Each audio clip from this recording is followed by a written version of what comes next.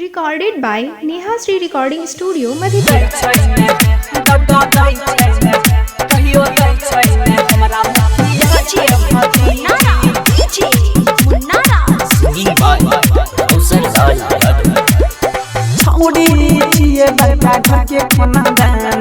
सर के पलटा बोया पन जवानी भैया छोड़ी छिए बड़का घर के खाना दानी सर के पलटा बोया पन जवानी सहब छौड़ा के छिया मालनी जी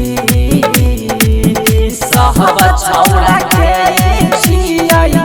मालनी जी कहियो दै छैना कहियो दै छैना कहियो दै छैना हमरा मुखिया के भतीजी कहियो दै छैना हमरा मुखिया के भतीजी कहियो दै छैना हमरा मुखिया के भतीजी कहियो दै छैना हमरा मुखिया के भतीजी खिड़की बाजार मधुबनी सिंगिंग बाय रोशन लाल यादव। हाथ में किताब छही रे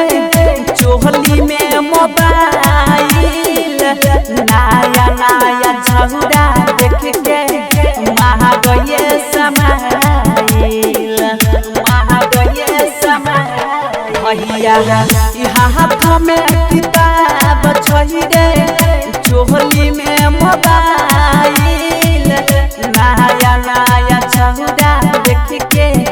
महागये समाइल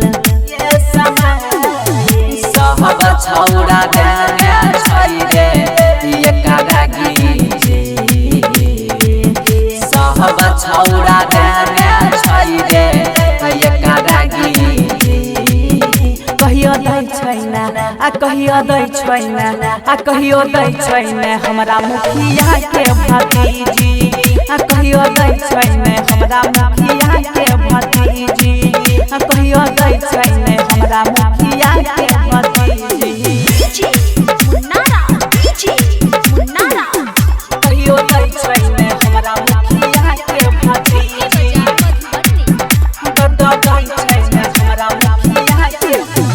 गहली मोहल्ला होई छै ये कबे जादा राइटर रूपेश से चलबै यहाँ अपन घर गहली मोहल्ला होई छै ये कबे जादा राइटर रूपेश से चलबै यहाँ अपन घर रहु साना राम सदा